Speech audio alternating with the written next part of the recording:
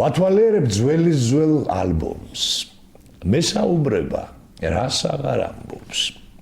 ყველა სურათი საოცრად მათბობს, მაშინაც როდესაც სივა და მათობს. აი ეს დეიდა რა კარგად მახსოვს. სულ მაზომებდა საკუთარ ნაქსოვს. ეს კი ბაბუა.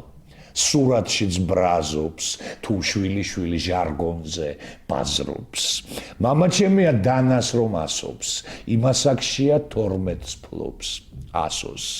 დედიკო ჩემი, რაღაცით ხარობს, 20 წლისაა ტუშს ჯერ არ ხმარობს, მაგრამ ვერ მივხვდი ალბომის საზომს.